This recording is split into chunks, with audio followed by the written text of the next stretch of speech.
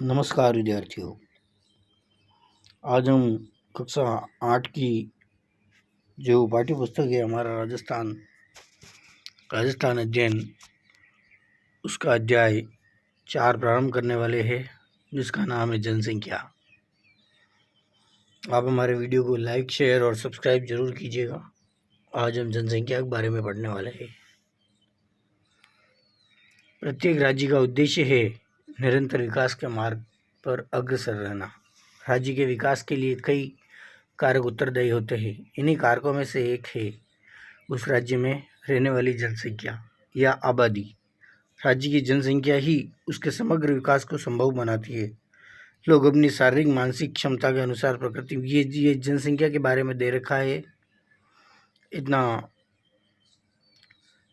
जैसे किसी भी क्षेत्र की जनसंख्या सबसे महत्वपूर्ण संसाधन होती है। इसीलिए हमारे राज्य की जनसंख्या उसके विभिन्न पक्षों का अध्ययन राज्य की जनसंख्या और उसके विभिन्न पक्षों का अध्ययन आवश्यक है। क्या आप जानते हैं कि हमारे राज्य की कुल जनसंख्या कितनी है? किन क्षेत्रों में अधिक जनसंख्या निवास करती है तथा किन क्षेत्रों में कम? किस जिले में साक्षरता दर सर्वाधिक है और किसमें कम? अब इन सारे प्रश्नों का उत्तर हम अब आगे जो पढ़ेंगे उसमें हम खोजेंगे कि साक्षरता दर, लिंगानुपात, ये इस तरीके से जनसंख्या घनत्व, राज्य में रहने वाली आबादी के विविध पक्षों से संबंधित सूचनाओं का संकलन, संग्रहण, गणना, प्रकाशन आदि कार्य भारत सरकार के निर्देशन में जनगणना निदेशालय जयपुर द्वारा प्रति 10 वर्ष में किया जाता है। हमारे प्रदेश में जनसंख्या प्रति 10 वर्ष में होती है। भारत में 1872 से जनगणना का कार्य शुरू किया गया था। सन 2011 की जनगणना के अनुसार राजस्थान की कुल जनसंख्या 6.85 करोड़ है, जो कि भारत की कुल जनसंख्या का लगभग 5.7% है। ये यहाँ से क्वेश्चन आएगा। जनसंख्या वृद्धि दर क्या होती है? देखो, किसी निश्चित अवधि में जनसंख्या में आए बदलावों को जनसंख्या परिवर्तन कहते हैं। जनसंख्या का बढ़ना और घटना दोनों ही जनसंख्या परिवर्तन कहलाता है। मतलब चेंज होना। हर 10-10 साल में जनसंख्या कम बढ़ जाती है। ये किसी स्थान की जनसंख्या एक वर्ष या एक दशक में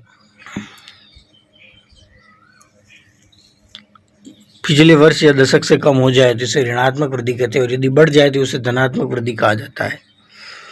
राजस्थान की जनसंख्या भी लगातार बढ़ रही है, जो कि उच्च वृद्धि दर का सूचक है। राज्य की जनसंख्या में वृद्धि दर 2011 में 21.31% पाई गई थी। अब जनसंख्या वृद्धि दर कितनी थी? 2011 की जनगणना के अनुसार राजस्थान में 21.31%। नीचे दिए गए मानचित्र से स्पष्ट है कि बाड़मेर जिले में जनसंख्या वृद्धि दर सर्वाधिक 32.5% रही है, जबकि गंगानगर जिले में यह दर सबसे कम 10% रही है। 21.31% हमारी जनसंख्या वृद्धि दर है। क्वेश्चन यहाँ से आएगा ही आएगा।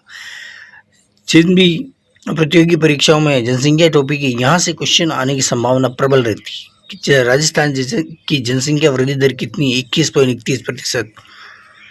और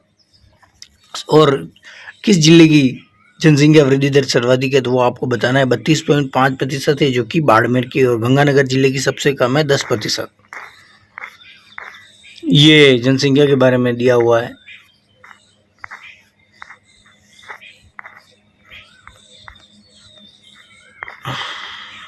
जनसंख्या घनत्व। अब जनसंख्या घनत्व का अर्थ क्या होता है?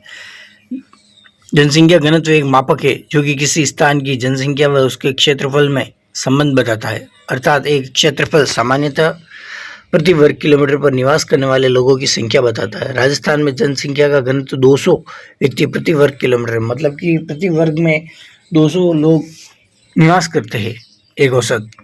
इसका तात्पर्य यह है कि राजस्थान में प्रति वर्ग किलोमीटर पर औसत 200 व्यक्ति निवास करते हैं। समझ में आया? सर्वाधिक जनसंख्या घनत्व 595 व्यक्ति प्रति वर्ग किलोमीटर है, जो कि जयपुर में है। जयपुर जिले में हम सबसे कम जैसलमेर में 17 व्यक्ति प्रति वर्ग किमी। अब जनसंख्या का वितरण कैसे क्या है, इसके बारे में देखते हैं। राजस्थान में जनसंख्या का वितरण कैसा है? असमान वितरण है। कहीं ज़्यादा है तो कहीं कम है, तो कहीं बहुत ज़्यादा है तो कहीं बहुत कम है। पश्चिमी राजस्थान में जनसंख्या का वितरण तो कम है, क्योंकि वहाँ पे जल की कमी है, वनस्पति की कमी है, वहाँ की मृदा उपजाऊ नहीं है, बंजर भूमि है। तो इसीलिए ऐसी जगह पे क्या है कि लोग कम निवास करते हैं। और ऐसी जगह जहाँ नदियाँ बहती है और मैदानी क्षेत्र है, तो वहाँ पे क्या फसल अच्छी होती है, वहाँ पे बारिश अच्छी होती है, तो वहाँ लोग ज़्यादा निवास करते हैं। कभी भी ये देखना, ये कारक है जो कि जनसंख्या के वितरण को क्या करते हैं, प्रभावित करते हैं।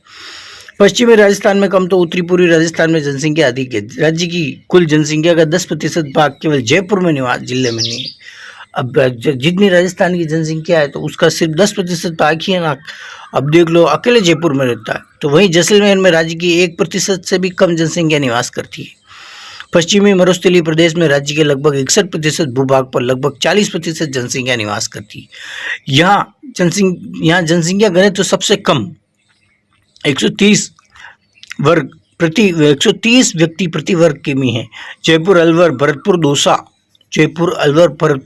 धौलपुर, टोंक, सवाई माधोपुर, करौली, भीलवाड़ा आदि राज्य के पूर्वी समतल मैदानी क्षेत्र के जिले, जिनमें राज्य के केवल 20% भूभाग पर राज्य की 33% जनसंख्या निवास करती है।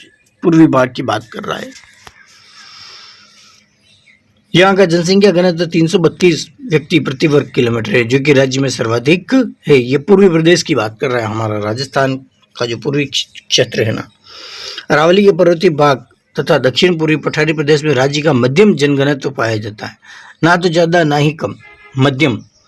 पश्चिमी राजस्थान में कठिन भौगोलिक परिस्थितियों और आधारभूत सुविधाओं की कमी के कारण जनसंख्या कम है। हमें पता है, मैंने आपको ये भी थोड़ी देर पहले बताया था। फिर भी ये ध्यान देने की बात है कि विश्व में थार मरुस्थल जनसंख्या की दृष्टि से सबसे सघन प्रदेश है।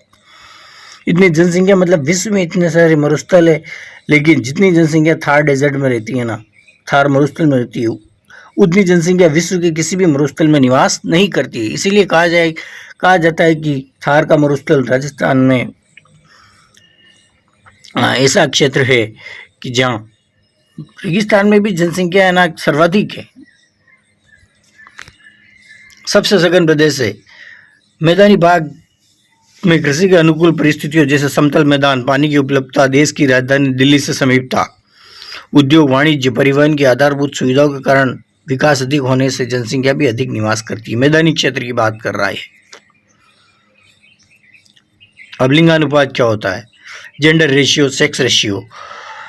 प्रति 1000 पुरुषों पर स्त्रियों की संख्या को लिंगानुपात कहा जाता है। लिंगानुपात से हमें समाज में महिलाओं की स्थिति का पता चलता है। सन 2011 की जनगणना के अनुसार राजस्थान में लिंगानुपात 928 है, मोस्ट इम्पोर्टेंट। जबकि 6 वर्ष से कम आयु के बच्चों में लिंगानुपात केवल 888 है। देख लो, 0 से 6 वर्ष के बच्चों के बीच में अगर लिंगानुपात देखा जाए तो 888, और ऐसे देखा जाए तो 928 है, जो कि 888 है, जो कि अत्यंत कम है। राजस्थान में सर्वाधिक लिंगानुपात डूंगरपुर जिले में, जहाँ 994 है, प्रति 994 महिला प्रति 1000 पुरुष पर। हम सबसे कम लिंगानुपात राजस्थान में धौलपुर में है, जो कि कितना है, 846 है। 846 महिलाएं प्रति 1000 पुरुष जिले धौलपुर जिले में है। फिर आता है साक्षरता। किसी क्षेत्र अथवा राज्य की कुल जनसंख्या में से पढ़ने लिखने में सक्षम जनसंख्या के आधार पर साक्षरता दर ज्ञात की जाती है। जनसंख्या की साक्षरता दर से किसी भी क्षेत्र की सामाजिक आर्थिक स्थिति का पता लगाया जा सकता है। यह जनगणना में एक महत्वपूर्ण बिंदु है। सन 2011 की जनगणना के अनुसार राज्य की कुल साक्षरता दर कितनी थी? 66.11% थी, और 74.6% के साथ कोटा राज्य की सर्वाधिक साक्षरता वाला जिला है। जबकि सबसे कम साक्षरता जालौर में है। कितनी? जालौर इस मामले में सबसे ज़्यादा फिसड्डी रहा है, 54.9% है। जबकि राजस्थान में पुरुषों में साक्षरता का प्रतिशत कितना है? 79.19%, 79.19% है। जबकि महिलाओं में साक्षरता कितनी है? 52.12% है। पुरुषों की साक्षरता दर कितनी है? 79.19%, जबकि महिलाओं में साक्षरता दर कितनी है? 52.12% है। ये ध्यान रखना, पुरुष व महिला साक्षरता क्रमशः झुंझुनू एवं कोटा में सर्वाधिक है। पुरुष साक्षरता देखो सर्वाधिक राजस्थान में कहाँ है? झुंझुनू में। और महिला साक्षरता सर्वाधिक कहाँ है? कोटा में। तथा अब प्रतापगढ़ व जालौर में न्यूनतम है। ये पुरुष साक्षरता और ये महिला साक्षरता।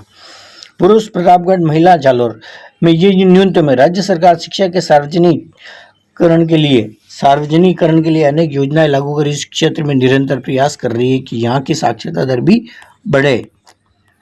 अब ग्रामीण और नगरीय जनसंख्या। हमारे राज्य की अधिकांश जनसंख्या गाँवों में निवास करती है। राज्य की शहरी आबादी लगभग 25% है, जो कि छोटे बड़े शहरों में निवास करती है। सर्वाधिक नगरीय जनसंख्या कोटा में है, जबकि डूंगरपुर जिले में सबसे कम जनसंख्या नगरों में निवास करती है।